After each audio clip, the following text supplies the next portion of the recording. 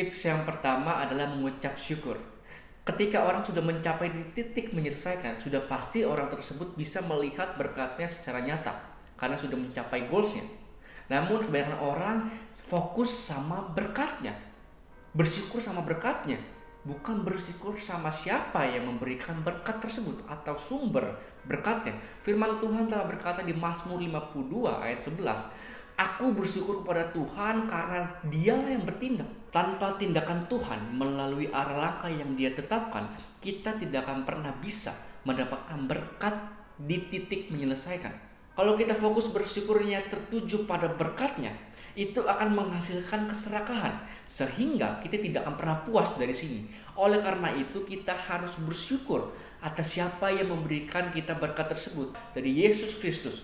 Karena hanya daripada Dialah diri kita dipuaskan baik jasmani ataupun rohani. Itulah tips pertama. Tips yang kedua adalah jangan sombong. Ketika orang sudah mencapai titik menyelesaikan, pada umumnya akan muncul rasa sombong.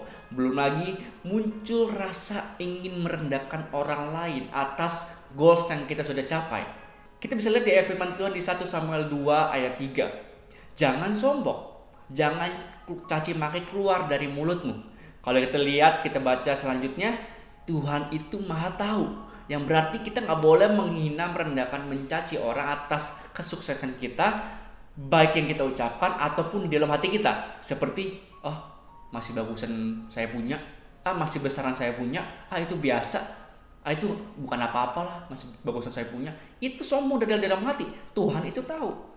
Kita nggak boleh sombong atas apa yang kita punya, atas goals kita nggak boleh sombong karena semuanya itu berasal dari Tuhan. Itulah tips yang kedua dari menyelesaikan bersama dengan Tuhan Yesus. Tips yang ketiga adalah gunakan berkat Tuhan untuk memberkati orang lain. Sebagai contoh, ketika kita melihat orang yang lebih membutuhkan di tengah jalan dan hati kita merasa beri dia, kita lakukan itu. Kita nggak akan pernah tahu bahwa itu merupakan salah satu dari rencana Tuhan dalam hidup kita setelah Dia memberikan berkat kepada kita untuk memberikan orang tersebut. Mungkin bagi kita sesuatu yang mau kita berikan tersebut tidak seberapa, tapi bagi orang yang dikasih itu, bagi orang yang membutuhkan itu merupakan berkat yang besar. Dan dia bisa bersukacita dan bersyukur atas Tuhan. Itulah yang dimasukkan dengan hal memberi dengan tulus. Jangan pernah menolak ajakan dari dalam hati untuk mau memberi orang yang lebih membutuhkan. Itulah sebabnya kita disertai Tuhan dimulai dari titik memulai sesuatu hingga kita diberkati di titik menyelesaikan. Karena kita ini diberkati Tuhan untuk memberkati orang lain. Itulah. Keempat adalah jangan jadi hamba uang. Ketika orang sudah mencapai titik menyelesaikan, sudah pasti ujung-ujungnya menghasilkan uang. Memang kita butuh uang, tapi uang bukan segalanya. Mungkin uang bisa membeli salib, tapi nggak bisa membeli keselamatan. Uang bisa membeli buku, tapi nggak bisa membeli hikmat Tuhan. Uang bisa membeli pengawal, tapi tidak bisa membeli keamanan. Bahkan uang bisa membeli peti mati, tapi uang tidak bisa membeli prediksi kapan kita mati.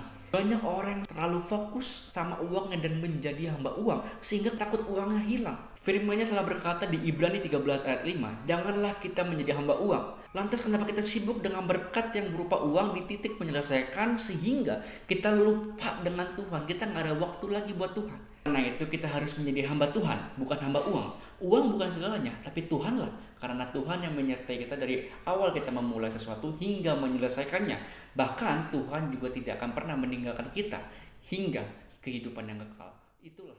Tips yang kelima adalah memberitakan kebaikan penyertaan Tuhan. Ketika kita sudah mencapai titik menyelesaikan, sudah pasti kita sudah merasakan kebaikan Tuhan dari kita berada di titik memulai sesuatu, memproses sesuatu hingga menyelesaikan, yang dimana kita sudah mendapatkan berkat dari Tuhan.